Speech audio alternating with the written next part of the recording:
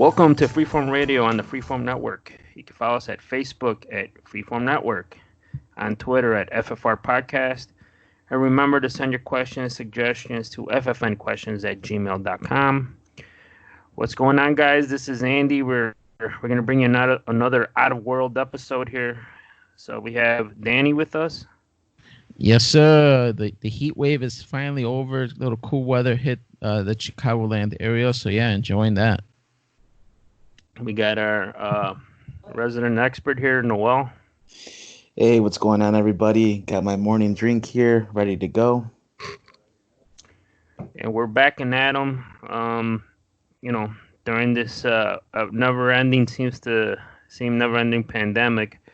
But we're here, what we do best during the pandemic. I've been living a hectic lifestyle, making life choices on what to watch. And recently I've been, YouTube is just, you go down that YouTube rabbit hole and you could get lost, man. I fucking started watching people who go pick up garbage, man. And this shit's like intriguing me. And then what he does is he fucking picks it up and he sells it at the flea market. Hey, what is it that you're talking about? It's a guy. So there's this community where people go pick up stuff. Well, I guess I should say it's a community on YouTube that there's already a community who goes picks up, dumpster diving. And I fucking fell into this community on YouTube where it's immigrants, like mostly Spanish-speaking immigrants. But there's this one guy in California. His name is Solavino. And he goes around picking up garbage, and then he flips it, and he sells it at the flea markets in California, Southern California. And, man, this guy's got me fucking hooked because I don't want to say it's fake, but he finds a lot of shit. So I don't know. Because he even talks about it in some of the episodes. He's like, they're all like about 20 minutes long. He fucking says like, some of you guys think that I don't find, they think it's staged. Because he finds like a lot of stuff, like portraits and tools and bicycles and shit for the swimming for the ocean, and like all sorts of stuff. And some people start calling it like bullshit. So it's pretty. He has me intrigued. He's a character too, so he has his little catch sayings, and I don't know. Me and the missus are kind of intrigued. I don't know. You guys have even watched that? You see shows people dumpster diving for at like corporate places like GameStop, Walmart, all those strip malls, and then there's people. This guy goes to people's front yards where you wheel out your dumpster and he just starts picking up stuff. Well, what's the name of the channel or? Solavino. Oh, okay. I'm sorry. I didn't know if you said that before. All the headers say "Lo que tiran" in the USA. So if you search that, you'll see it, and like it's a shitload of people doing it, but he's like number one. And I don't know, it's pretty cool. I'm like really fucking hooked on it. Yeah, I think to have a good YouTube channel, you have to be a personality. You really have to be out there, be kind of, extraordinary, and be a really good talker so that you can get people entertained and want to stay on your video instead of clicking somewhere else. Yeah, I agree. Yeah. So like, and then like he shows you videos of him picking up the stuff, and then once in a while he'll buy like liquidation pallets, and he goes to the flea market and sells it, and you see the stuff that he picked up, he's selling it at the flea market, which is like fucking hilarious. And people on the flea market are like, man, I saw you pick up this shit. Like, he's like, all right, give me $5. He's like, $5? He goes, yeah. Oh, okay. And this is all in Spanish. And this is learning like right now, like, let's say he posted the show, maybe it's a week and a half old. So it's going on right now. And like, he's shaking people's hands. And like in California, there's like people with face masks and some are not. And he's like shaking people's hands, like very close. I was like, damn, man, like they don't give a fuck. And like, so this is like these videos are more current now. It's not like older videos. Okay. No. I didn't know. You watch, like I've been watching Cops, and you see the cops, no masks, no nothing. But then you're like, well, this is probably from 1990. So I didn't know if the videos were So current or yeah, not. he has. I back searched all his stuff, and so I went up almost all the way up to like last Christmas. And when the pandemic hit early on, when they were on shutdown out there, he like rented out a storage, and he had all this crap that he picked up. He had it on there, and he just put it in the storage, and he was like, I can't sell it, so I have to go to I have to go to the flea market, or I have to I can't sell it until the flea market opens up, and then so he had to wait. He had like a storage full of shit, and it was like pretty intriguing. And then he has the other episodes when he goes sells it, and I mean, just check it out. To me, it's intriguing because he's making what other one man's treasure, or one man's trash is another man's treasure. Like, this guy's making money off of shit that people throw out. So to me, I like that entrepreneurship and hard work, and like, man, it's America. You work your ass off, you're gonna get paid. If you don't, you might get paid, but not as much. Yeah, I've seen a few shows similar to that. Not necessarily dumpster diving, but like Storage Wars and Pawn Stars, and Hardcore Pawn. These people that will buy stuff from others and sell it either at a higher price or try to find some kind of treasure amongst the trash that people get rid of in their storage units. So I know the appeal. Maybe I'll check out an episode and see if I like it. There, you never know. It's a hidden gem sometimes. Dude, he Certain finds episodes. like old Schwinn bicycles Nice. and like kid stuff and like lamps and tables. Like, he picks up furniture. My wife's always like, "Why is he selling this so cheap?" I'm like, "Well, his margin is like 100%. It didn't cost him anything. It just costed him picking it up and putting it in the back of his truck." And like, he picks up like books. Like, I never seen him sell books. I don't know if he's donating them, but he picks up everything. Like, everything, if it's not too beat up, he'll fucking take it and he'll fucking sell it. Coolers, hammocks, like every fucking thing that looks somewhat decent, he'll pick it up and throw it on the back of his truck. It's shocking, like, because it works on two levels. He's working hard to get all this stuff going, his business, you could say. On another level, all these people throwing all this stuff away. Like, what does that say about American people nowadays? Yeah, and people are like, "Yeah, take it here. I got more stuff." And then he goes into people's houses, like, there's all this shit in the basement, and he's like, "Yeah, free, I can have for free. Yeah, I'll help you take it out." And then it gets crazy, man. And like you said, it just shows to. I mean, it does make a comment about America, how we're like, we just throw away shit. We don't repair anything. As soon as something busts, we just throw it away because it's so cheap just to get it. Like, the cost to repair, I mean, it's going to cost you some labor. And like, the parts probably generally cheap. Is just the labor. And it's just throwaway society, man. We just throw it away and get something else. Yeah, I think that happens a lot, especially with some of the upper class. You tend to see better stuff thrown to the curb, and I know that's where a lot of the truckers that pick up garbage on garbage day, they usually drive around the better neighborhoods because they're going to be throwing away something nice, a grill where maybe the igniter turned off and it's just replacing a battery or replacing the sparker on it, and then now this guy can flip it and turn it around and sell it to somebody else. Yeah, and he's a good guy, man. He seems like a good guy. He's shown the videos where he helps homeless people. He buys, like, he gives them socks and like underwear and stuff, and he sets up a post. He just goes around handing off food and drinks. And him and his wife, I mean, they go to Mexico, they go to Tijuana, and they donate shit. So I mean, that's why one of the things that kind of like I liked, he was very charitable, and he helped out a lot of people, and then he's just making his side hustle and living the American dream. No, that's good, man. Yeah.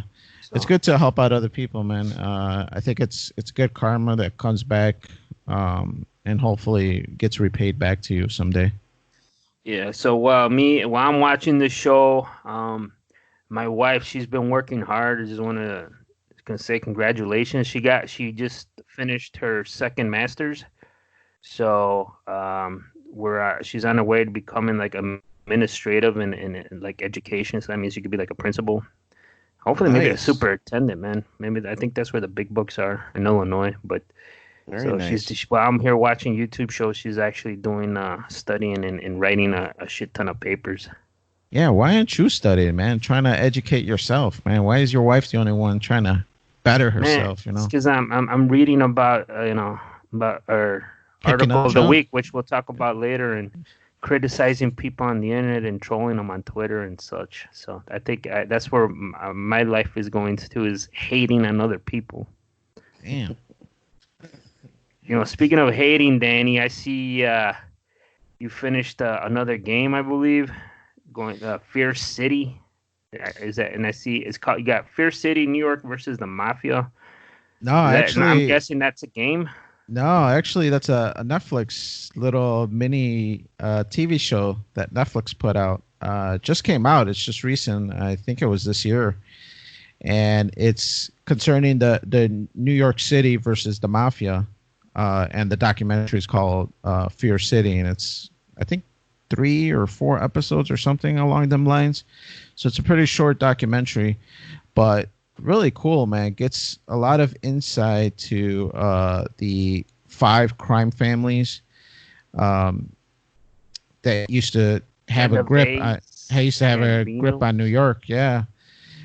This was back in like the 1980s or something like that, or does that sound right? Yeah, I mean, 1980s. Yeah. Right. But yeah, the big 5 families where they had a grip on everything that New York had to do. And if you needed anything done to build a building in downtown, you had to pay the Mafia. If you needed sanitation and whatnot, you had to pay the Mafia. To have a business to sell stuff, you had to pay the Mafia. So concrete. Yeah, especially the concrete. The documentary kind of dives into it towards the end, but that was like one of their big downfalls. As soon as they saw these big contract companies going to these same like 3 companies, they were like, "What the hell's going on?" And that's what got the cops kind of looking at. Got them looking into it, and then that's where it really was the downfall. That, or at least in my opinion, that's really the first domino that flipped down and started taking them down. Yeah, I remember seeing or reading something about when like the big garbage companies like National, they went into New York and they were like, how much you guys paying a month for garbage? Like something like the World Trade Center when it was around, and they're like, we pay this much. Well, we could beat it by like 40%. Nah, we're good who we're using. They're like, they couldn't understand what the fuck was going on, and then they started bitching, and that's how I really got the ball rolling. For garbage, anyway. Right. No, it's really fascinating. I mean, I've seen movies like Gotti and a few other ones that kind of hint to the 5 families, but I never really knew much about it. Watching Gotti, it almost makes him seem like he is the biggest mobster that there is. Obviously once he toppled the Travolta Gotti or the Martin Arsente from HBO Gotti. Yeah, the HBO one is the one that I like, but Alana likes the Travolta one. Oh, yeah, God. I mean it's a good movie. It's awful, Dan. No, it's good. I mean the only thing that I kind of maybe knock it is that it leans a little more too much to the kid and not really the dad. But I think that's what is the appeal for that movie. It shows more of the family side of Gotti versus the HBO documentary or the HBO Gotti. That one is more gangster, Goodfellas type movie. It's more dramatized, So yeah, I don't. Apparently you haven't heard of this one, the Fear City, but you should check it out, Andy. Especially if you like the mafia stuff. It's really cool, man. It's something to really check out if you're intrigued by the mafia, the FBI. They have a lot of like FBI recordings. That's what I thought was kind of cool that I never seen before. Gotti, right? Well, on a bunch of them, they started wiretapping because this was during the infancy of RICO, and the FBI using RICO to kind of incriminate some of the higher ups, because they kept just taking the lower guys out, but the higher ones would never get touched because they were never in the crime. They were never stealing this, and they were never shaking down these businesses. So yeah, it's once they started the RICO and using the RICO, that's when it really started gaining speed.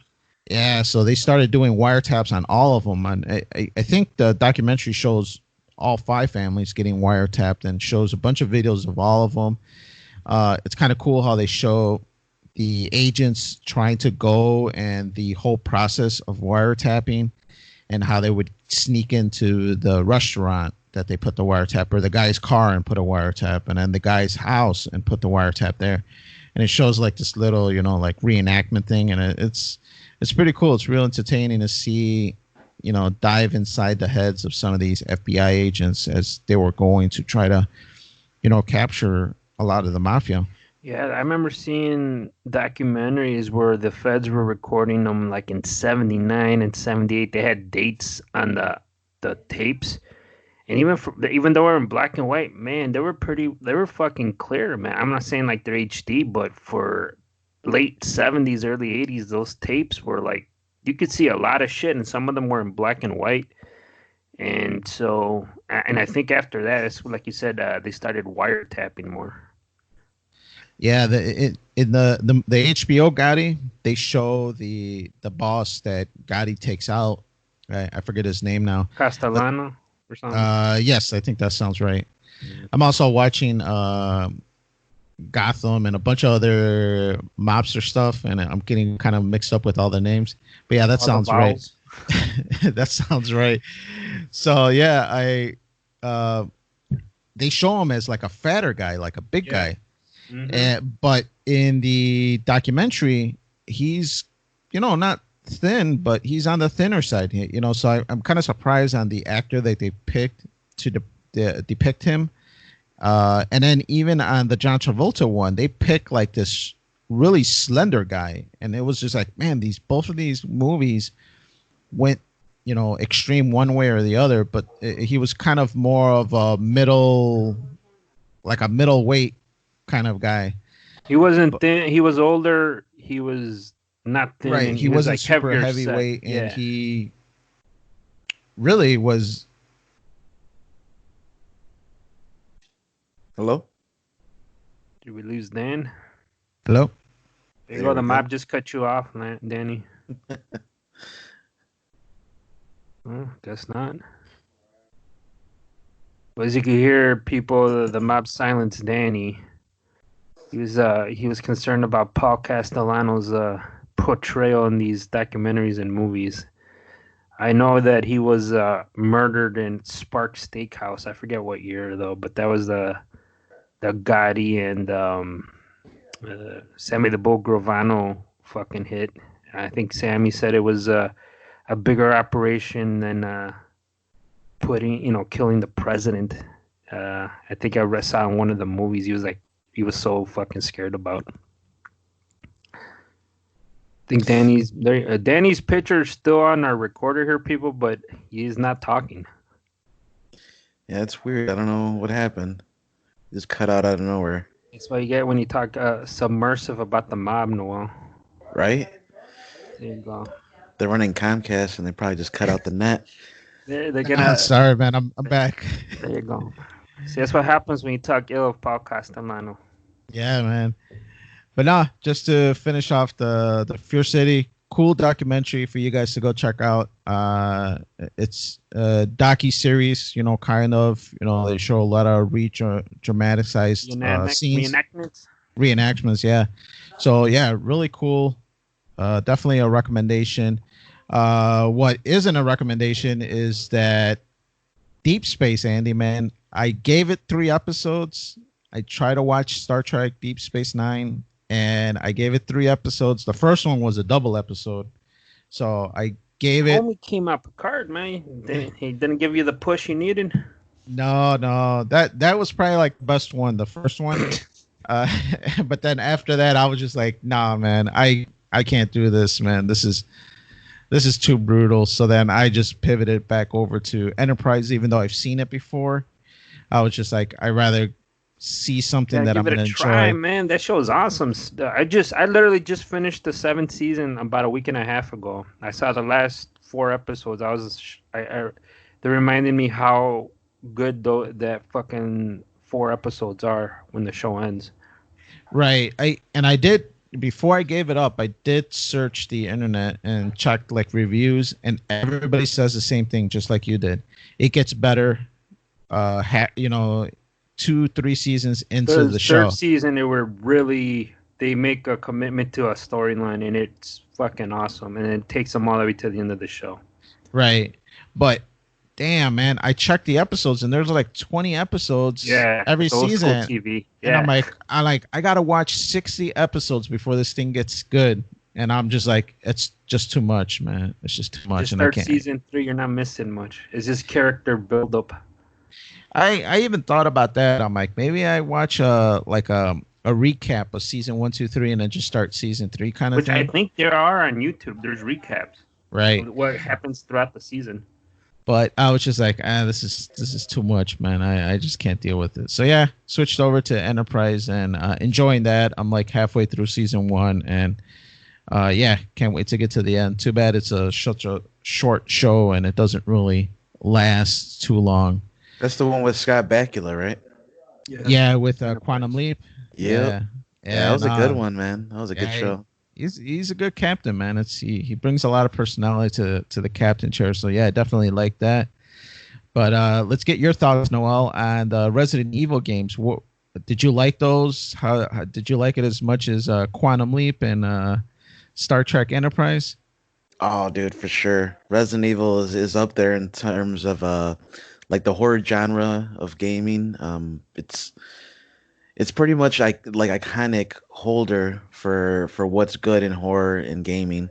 And since the beginning back in the 90s, playing PlayStation, I remember seeing as a kid Resident Evil 1.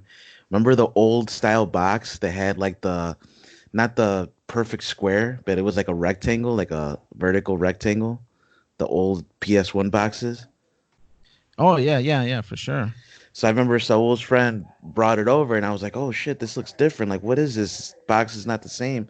And he's like, yeah, it's Resident Evil. It's a scary game. And you guys wanted to kick me out of the room because it was scary. I was only like, I don't know, 4 years old, 5. But I was like, no, I want to see it. So you guys turn off the lights, and we're all watching everybody over the TV, our small little, 15, 20-inch TV. But it was amazing watching these games. And ever since then, I was hooked. Resident Evil 2 is probably the first one that I played myself in completion. That was on N64, the Nintendo. Ever since then, man, I've just been keeping up with it. And I've beaten 0 through 5. And I'm on Resident Evil 6 now, and I still have to beat 7 and 8. Well, 8's coming out, I would say 2021 is the rumor for PS5 and PC, I think, and Xbox, of course. So I'm going to be trying to catch up and beat number 6 and 7 before 8 comes out. Yeah, number 6 is kind of brutal. I got like halfway through it. Probably not even halfway, probably more like a quarter way through it. But 7 is definitely something really cool, especially if you have a VR setup. 7 is really tripped out. I remember Efren came over to the house and we have PlayStation VR, and I had him try the demo for 7, and he totally flipped out. He was just like, I can't believe it, because it shows some really like scary parts, kind of should get you hooked. And he was just like, wow, that looked real. So it was really cool. Hell yeah, man! I don't have the VR, but I heard 7 is an awesome game, and yeah, you're right about Resident Evil 6, dude. I've been playing it I've got like 4 or 5 hours into it on the Leon chapter. It's the first section, I guess you could play. That's the good one, Leon. The other ones are the ones that are kind of brutal. So oh man, that's hard to hear, man, because I'm kind of bored with this one, and yeah, I like Leon, dude. He's a cool character. It's just, man, it's kind of boring right now. Yeah, Leon in 6, he's more the traditional Resident Evil game style, and where the other characters are more action packed, except for the lady, I forgot her name. Yeah, I think she's the one that's more like puzzles. So her sections are more just like you're just beating puzzles kind of thing. But the other 2 characters, I believe, if I remember right, the little bit that I played, it's more action, action, action, and not really that horror sense like you're going through a mansion kind of thing. Yeah, that's the vibe I'm getting. Because literally when it started out, I'm like just fighting endless zombies, and I'm like, this isn't really.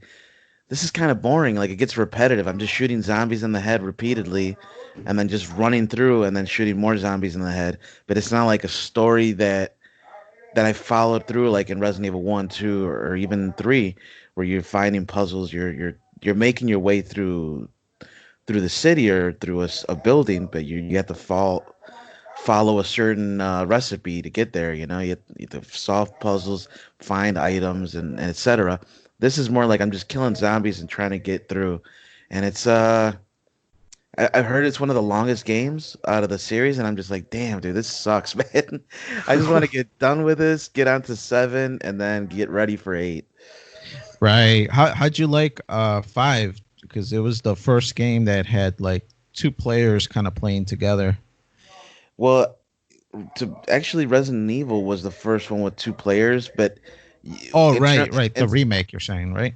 the remake. Well, Resident Evil is his own prequel kind of thing, but it was the first one that had where you could do control 2 players. But Resident Evil 5, you can play co-op, and that was pretty cool. I ended up playing with that with Ismail, my cousin Ismail, probably like about 5 years ago or whenever it came out. But we never beat it. We got really close. And then recently I bought it on Steam for the PC, and so I was like playing through it. It's definitely more of an action game. You just kind of just killing shit. You're not really trying to solve anything. There are a few puzzles, but they were so easy, dude. Oh my God. It was like I would never need to look at a strategy guide for this game. And honestly, that one is the one I give lower out of all the games. If I were to rate it, it'd be like a 6.5 out of 10. Um, Yeah, I kind of agree. yeah. But yeah, I'm looking forward to Resident Evil 8. It's going to come out in 2021, hopefully, or sooner.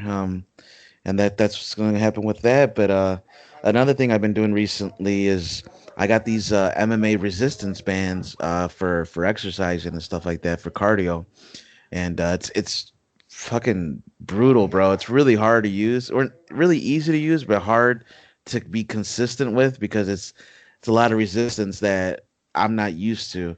And just really quick to kind of describe what it's like. It's this waistband belt that you put on, kind of like a power lifter belt, but Okay.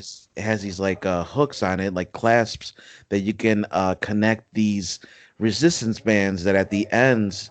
So it's like a resistance band wrapped in a nice like a sheath cloth, right? So that way it's not like rubbing against your skin roughly, Right. and it's got on the ends like these metal clasps, like you know how rock climbers will use these like Yeah. metal things to clip on and hold on. Yeah, So it's like kind those of quick connect things. exactly. So it's like that. They have one on each end. One end you connect to your belt, and the other end you connect to your either your wrist or your ankle. And so when you connect these to throw a punch, there's going to be a tremendous amount of resistance. To throw a kick, the same thing.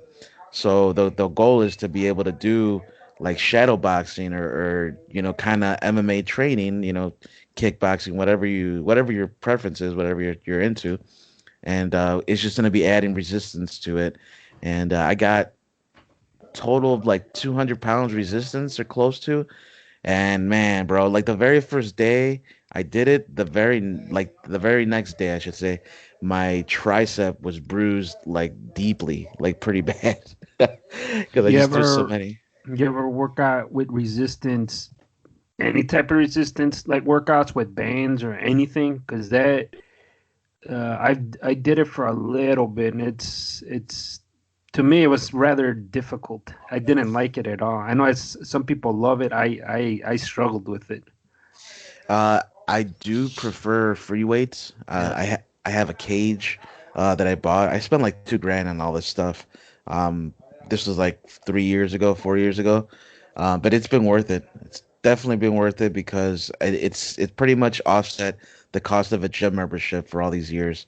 And it's a steel cage with a Olympic level bar, and I got about a 300-pound weight set. So I actually got a lot stronger once I got this.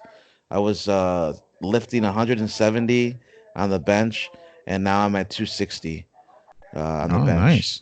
nice. And Yeah, I saw your workout setup, and it's really nice. You spent a lot of money on it, and yeah, I tried some resistance bands for a little while too, but I found them to be a little difficult just because the resistance is usually at the midpoint, and then as soon as you pivot your arm, it kind of like slingshots you back and helps you lift up the rest.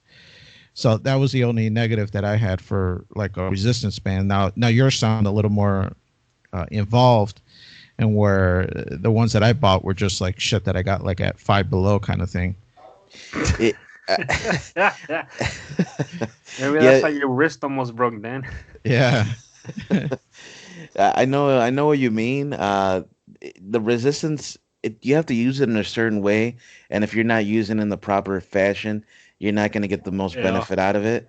I think the thing you're talking about when it slingshots you back, I don't know how you had it set up necessarily, but I know that some people will put the band underneath their foot, like in the middle of their foot, like maybe the ball of the foot, right? Right. And then you'll do, let's say, curls. So you'll grab each end of the band, and then you'll bring your band up, but you're not gonna just let go and let your bands like slingshot your arms back down.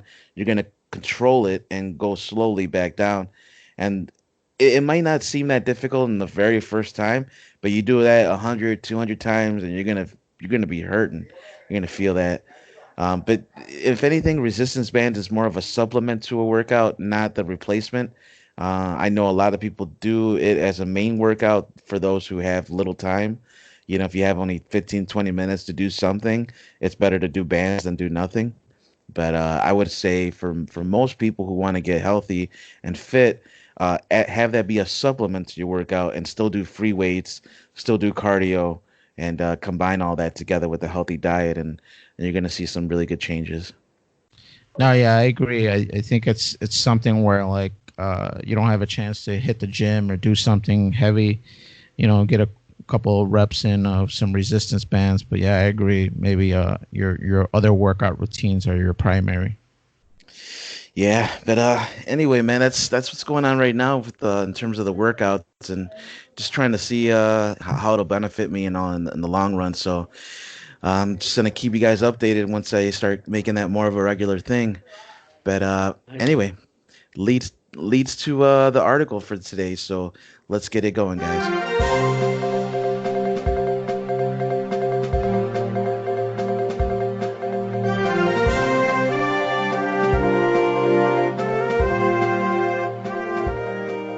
So the Pentagon has stated that there are off-world vehicles not made on this Earth. And we got this article from popularmechanics.com. Just kind of quickly to go through here. The government's once clandestine UFO program will reveal findings on unexplained materials and crashes. This article is written by Andrew Daniels. It came out just a little over a week ago, I believe. Actually, a week ago today. Wow. So the Pentagon on and off again, once covert UFO program is decidedly back on and will soon reveal some of its findings to the public. Another thing that says is an astrophysicist who consulted on the UFO program confirms the government possesses materials from off-world vehicles not made on this Earth. The news comes on the heels of the Navy's official release of 3 notorious UFO videos. Now, the fact that they're actually releasing these things, it's kind of shocking to me that it's coming at this time period. With everything that's going on, it's like, man, is this something that is trying to like they're trying to hide what's going on in the background by putting this out there, or is it that are they planning to do a massive release of information to the public? Well, what do you guys think about all this? Well, yeah, I think, I mean, they're piggyback off Hello? the New York Times article. And so what happens is the main source on this is that astrophysicist. He came out and said he briefed the Pentagon on some of this stuff, and so this is what they're going off of. I mean, so the wording that they use is what kind of my conspiracy spider sense goes off. It goes off-world vehicles not made on this earth. That's like the big quote, right? So what does that mean? I mean, because where the fuck was it made? Because are they time travelers? They're from another planet, another galaxy, all this other shit? Because there's all these theories on what people think UFOs, where they come from. You know, I know. Have you heard that you ever heard that they're time travelers? Well, They're I haven't people heard. from the future that came back. Like that's the Greys. They're actually humans that start evolution and they come back to. I don't want to say prevent it or some other shit, but that's like one theory that's out there. Well, I know time travel, like there's all different manners of theories about it, but I've heard that from a basic standpoint, we time travel every day when we move forward, or just movement in general. For example, Jesus. if I were to travel from here to California on a plane, it would be a lot quicker than if I were to go on like a stagecoach or wagon, like the Oregon Trail. You know what I mean? So I'm time traveling in a sense, but probably not exactly what you mean, right? Like you're talking about like time traveling back in time when you already know the current timeline. Is that right? Yeah, well, that's a whole nother can of worms. Is like you can only go back in time because you know it exists. The future isn't written, so how can you travel forward, right? So that to me kind of makes sense. But what the fuck do I know? But that's the only the wording that they use in popular mechanics because that's like the big headline off-world thing. So that could go into a lot of things. Maybe they're the fucking Nazis that left and they had a secret space program during World War II. Maybe they're on the other side of the fucking moon. I mean, I don't fucking know. And then the article even talks about, Marco Rubio, who heads this committee. He's like, well, we know that they come into military bases. He thinks they're either Russian or Chinese. I mean, I don't know. You think the Russians and the Chinese leaped us forward into this new fucking technology? I mean, who fucking knows? I think they're just fucking straight up aliens coming from Mars. Like if it was the government doing this stuff, like let's say Russia, China, whatever, what does that say about our abilities as a nation if we're spending so much, literally the most in all the world, all the governments I don't know about combined, but out of all the governments we spend the most on military and most on research and development. So what does that say if they're beating us in these things? Well, space travel and development is different from the military. I mean, NASA's budget got cut big time, so that's why we needed to piggyback with other rockets to go and maintain our satellites that are in space and maintain the space stations in space. So if it wasn't for NASA being defunded so much, maybe we would be at level. That is, if China and other countries are more progressed than we are. But to be honest, I think even like the moon landing. I mean, I don't want to go to another subject, but a lot of people contest whether that was even actually real, and that the only reason that we put that face forward was so that we could seem more progressive than the Russians. But in actuality, we never really made it to the moon, or at least not in that Apollo trip. It wasn't until years later that we finally did make it to the moon. Yeah, and think about that when that happened. That was over 50 years ago, and we haven't gone back since. And we've developed new stuff. It's just they don't. I just don't think they want to publicize it as much as they used to because the Cold War, and then so yeah. I mean, I think we went there, and then there's somebody told us not to go back, and that's why they completely stopped going. And now you see their renewed focus the last decade on going to Mars.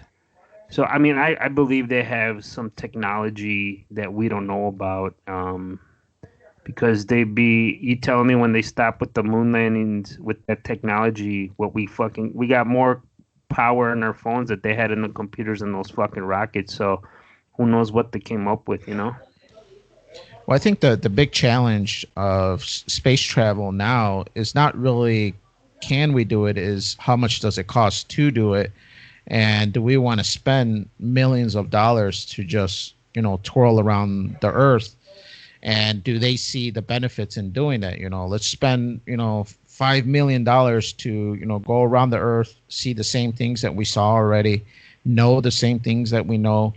It's like, let's think bigger and travel to Mars and do bigger things other than just go to the moon again, which we already did a few times.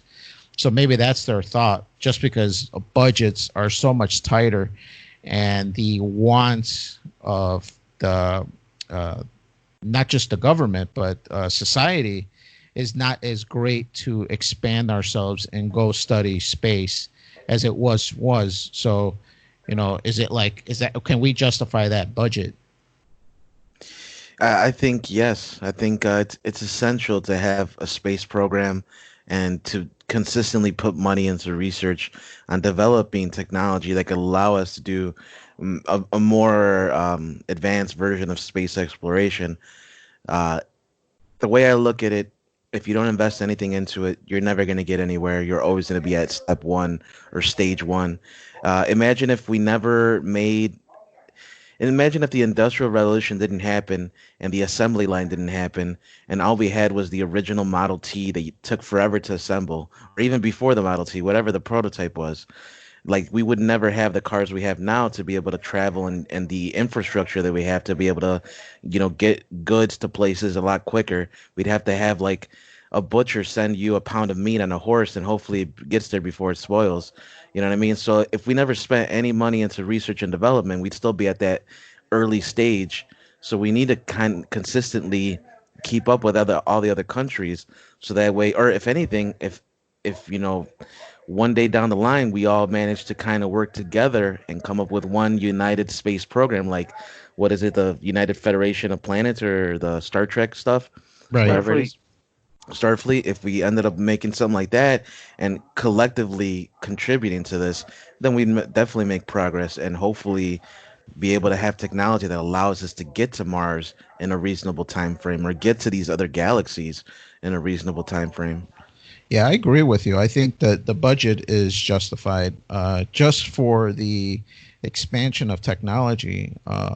But at the same time, it's a lot of money, man. It's a lot of money. And if people are looking to, not to change the subject again, but defund the police because we're giving too much money there, let's give it somewhere else. Let's say, we give, $10 billion to NASA. I don't even know what the budget is. That might not even be enough.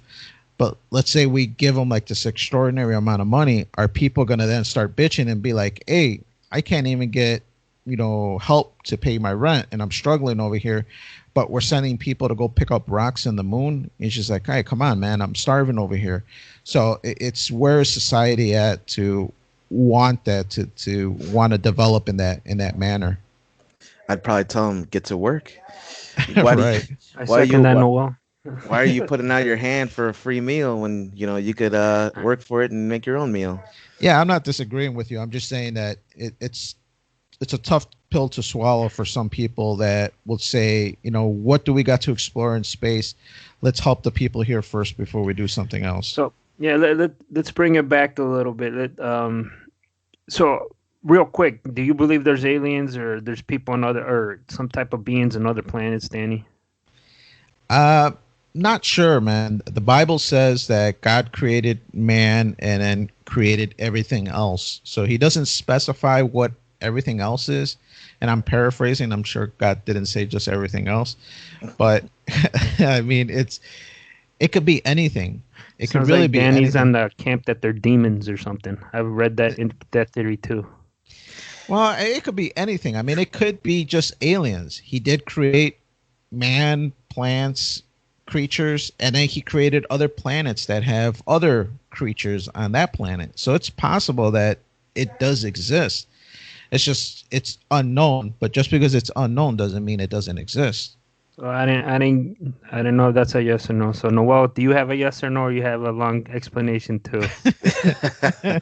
I'm in the middle of that. So Oh my God. I do believe there are extra worldly beings of some kind, whether it be a microorganism or Yes. whether it be some Right. huge, I'm talking about someone that you know, has thought, not like an animal, someone who could communicate in some form, like Like two another feet, two humanoid. legs. Yeah, a the, humanoid type of being out there. after watching enough History Channel and the universe, there is without a shadow of a doubt that this universe is so big, there must be. There's Mathematic. mathematically, it's Yes. illogical to think that there's nothing else. Yes. It's just, I believe there's other beings that are out there if they have good intentions or bad. Um, who fucking knows? Probably bad because going off of human history, when we went to other countries that we didn't know about, what we do, we'd fucking conquer them and pillage and rebuild the shit. So it's probably uh, not gonna be a good thing for if other people of other beings come to this planet. Hopefully, they're so fucking evolved they just look at us and go, "They're just a bunch of dumb animals. Leave them alone."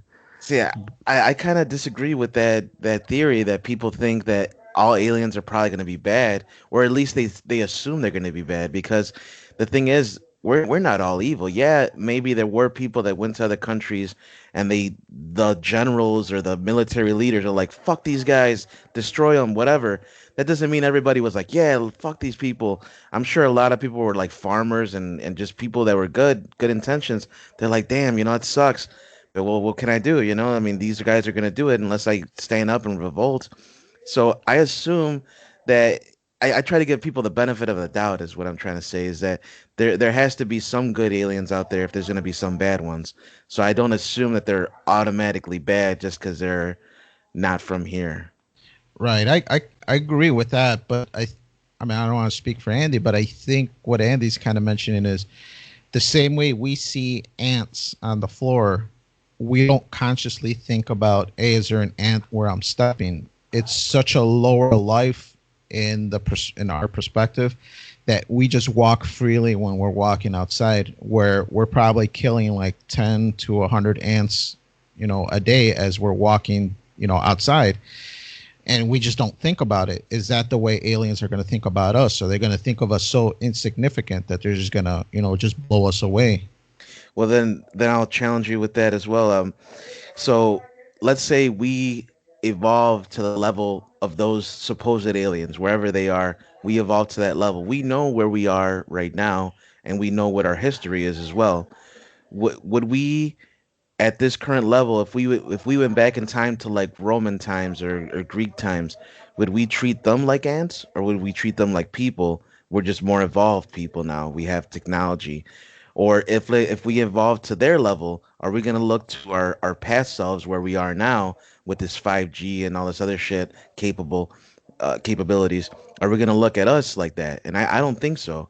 I think humans in general have a unique way of being, and I can't say how the aliens are going to interpret that, how they're going to look at us, but I think that they can any intelligent being can look at us and say, hey, these people have potential if they're guided correctly, and because I mean that's just the truth of it. If we're guided correctly, we've seen humans be able to do amazing things.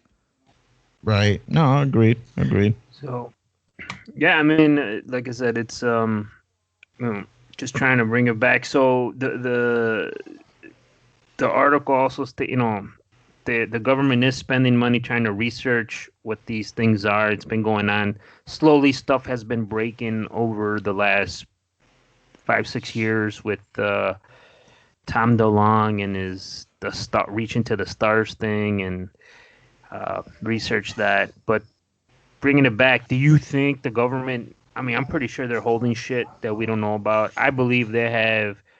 I don't know if you ever heard of the secret space program. They have fucking ships that we don't know about.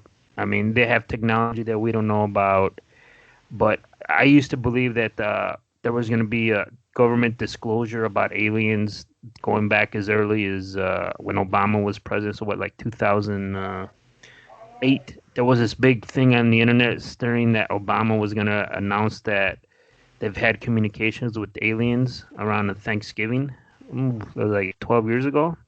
And nothing really came of it. It was like swirling for like a month people were breaking stuff on the internet, these supposed whistleblowers, and nothing came of it, and everything just kind of fell to the wayside. And then again, now with Trump, you saw these official releases of these classified videos the last couple of years.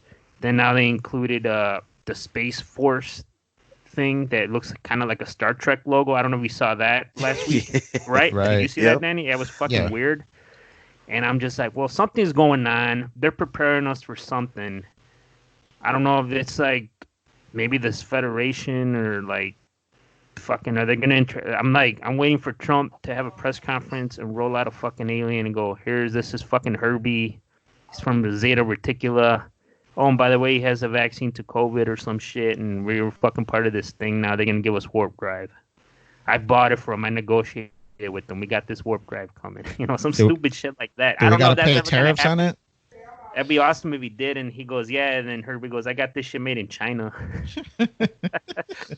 So I don't think the president of the United States, the leader of the free world, is ever going to come out in my lifetime and go, yeah, we've been in communication with aliens, or we got these spaceships that we fucking found all across the United States.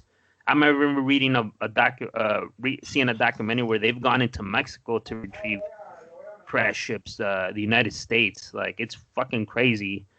So do you guys think that day will come where the fucking government or the president's gonna announce, like, yeah, we've got all this shit, like we've been in communications with aliens, and like, here, they do exist. Like, what's next? I feel like a bunch of lawsuits are gonna come. Man, you guys let these aliens come and butt rape me and shit. What the fuck? I think there will come a day where the government will make an announcement about it, but it'll be a reaction to some kind of hard evidence that nobody could rebuke. And then they're going to have to come out and be like, okay, there is aliens. This is what we know. Everybody calm down. Don't go out there and start rioting. Yeah, it's a curious thing, because when we talk about aliens, we keep mentioning the United States government, but there are multiple governments and none of them have really come out with anything either. So is it that they're all working together to keep this a secret? Or are the aliens only communicating with certain governments? It leaves a lot to the imagination. Well, I know the French, they released all their, what the fuck do I know? But there was this big thing about a decade ago that they released all their supposed classified information that they had on UFOs from their military. I think Brazil is another one. And I think there was another European country, I want to say like Belgium or something. They released some stuff that they had too. And I mean, again, but it's, what do you know? I mean, we've all known that the United States, after World War II, they've kind of took a notice on this. They took a charge and a lead.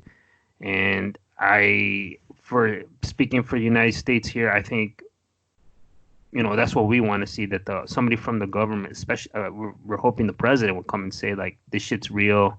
We've known about it. And, what are we going to do? Like, I don't think society is going to break down. This isn't the 50s. The 50s and 60s where we are now is completely different. That we've had a big change in society. We're more evolved. People are smarter. Some people might say that we're dumber, but damn right. we kind of evolved, and we know more than we did even 40 years ago. Yeah, I don't know, man. It's tough to imagine how society would react to all of that. I mean, you would think everybody would be welcoming to it, but I know fear is a big proponent of it, and the unknown is a big proponent of this. So my gut reaction is that people would flip out with the unknown, and what are they here for? Are they better than us? And then the same thing with the government. Are they going to overreact and overstep themselves to want to automatically tense up and be defensive, and kind of provoke, any kind of alternate lives, that are out in space? I remember seeing a documentary 15 years ago from National Geographic Channel saying what would we do if aliens attack? Like, how would we defend ourselves? Like, and they came out with some weird shit. Like, we have other weapons. They had people from the government like say, we have other stuff besides nuclear weapons. You know, Got like, that Star Wars laser, man. yeah, they got like they're talking about like sonic like boom shit and like these big bullets and like That's legit, dude. Sonic yeah, weapons are fucking legit. I didn't know about this, but until recently, that sound waves can kill people yes. like at a high enough frequency. It's freaking crazy, dude.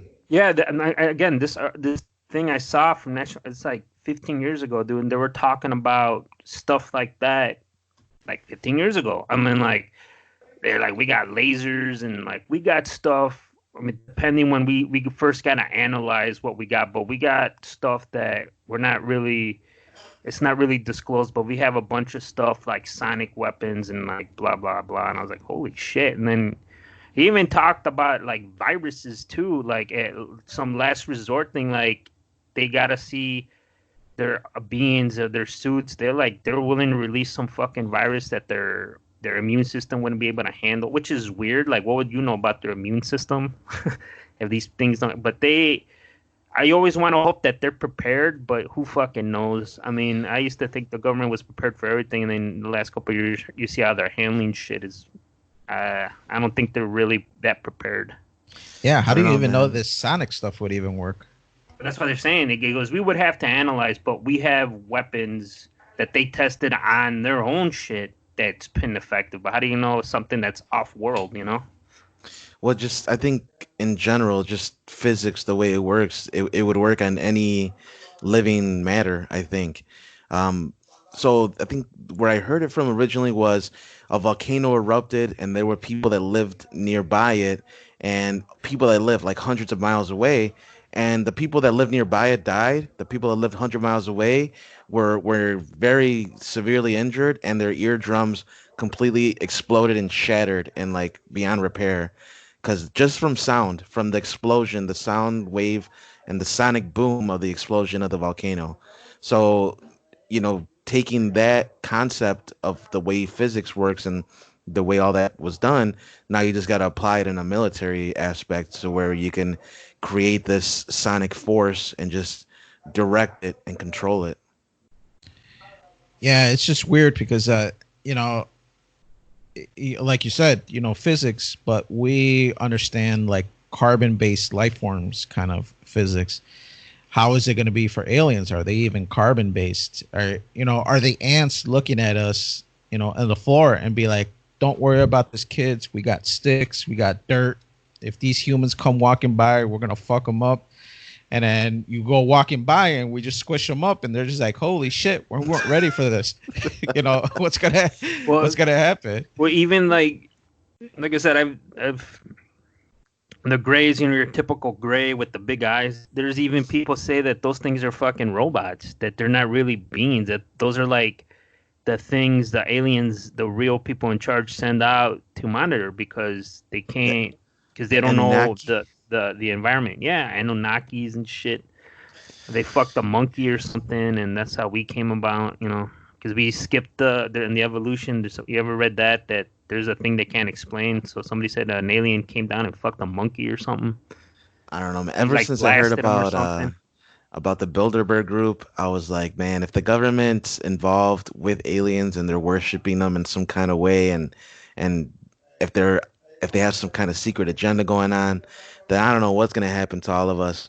But we just got to stay sharp and be aware and try to make the right That's decisions why, we can Danny. to That's why we survive. gotta spend money, man. To get the fuck out of here. We go to Mars and see that three titty woman. I agree. We do need to spend money on technology. Three titties. But I mean, if that's what you're into, I mean, whatever, whatever floats your boat.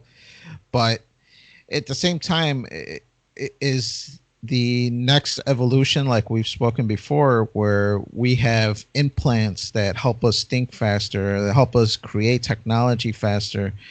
I know Noel's spoken about it before too. Is that Neuralink. right? Is that like the next step that's going to give us like that boost, like you were mentioning, Andy, where the government took like this big step in technology, that maybe we haven't seen that big leap since then. I mean, well, the internet was created by like the army. And like through like colleges, right? They had that shit since like the 70s, and they didn't unload it to the 90s to the general public. The internet or Netscape? No, internet way. Netscape, okay. I don't know about that shit. I don't even think that's around no more. Right. If you watch Space Odyssey, the movie, they have LCD screens, and this is back in the 60s. Yeah. Yeah. No, I read they have shit that. Yeah, I've heard about the cameras they use to record the moon, the moon landing, whatever you think of it. It was like some special camera that nobody says that existed, but yet they had it before the movies. The Hollywood started using them, and they're like, "Oh, we got this from like fucking NASA," and it was just like, "What the fuck?" Like they have shit that we don't know about, and to this day, who knows? We get the scraps when they're done with it because they got something better. Yeah, me and Junior were actually yesterday. We were just watching a show about the moon landing. So they showed Neil Armstrong and all this other stuff. And Junior was memorized. He was just like, holy shit, I can't believe the shit that they're doing. And I almost wanted to tell him, like, hey, buddy, do you know that some people think that we didn't really actually go to the moon? But I'm like, should I burst his bubble? Or should I let him have that amazement as to what is possible when humans get together and kind of figure shit out? I would don't. Next, you're gonna tell me there's people who think the Earth is flat, man. I mean, because I already told him Santa don't exist, so what the hell? Why not? He cold give him as the whole ice, truth? bro. How did he take it when you told him that Santa didn't exist? Yeah. He kind of already knew, because I think kids in his age group had already for a long while thought that, but we had just kept pushing them that no, those your friends are liars. It's like they're doing crack and they're addicted to drugs. Don't worry about them. Bunch of losers. Don't listen to them. Right. But I don't know. Let us know if we should burst Junior's bubble. But that's about all the time we have for today. We'd like to thank you all for listening. Remember, follow Freeform Network on Facebook, at Twitter, at Freeform Network. Send in those questions, ffnquestions@gmail.com. Visit our webpage at freeformnetwork.podbean.com. There you're going to see all of our links. We're always expanding and trying to get to new spots. So hit that like button, and whatever subscribe on whatever device you're using. I really appreciate it. Help our numbers out. But for my two hosts, we got Andy.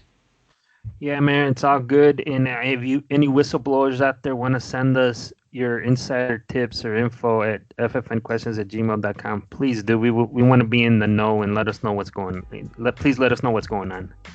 And Noel. Hey, thank everybody for listening. Hope you're all doing good. Yes, sir. And I'm Daniel. Hope everybody's doing great. Enjoy your day, and we will catch you next time.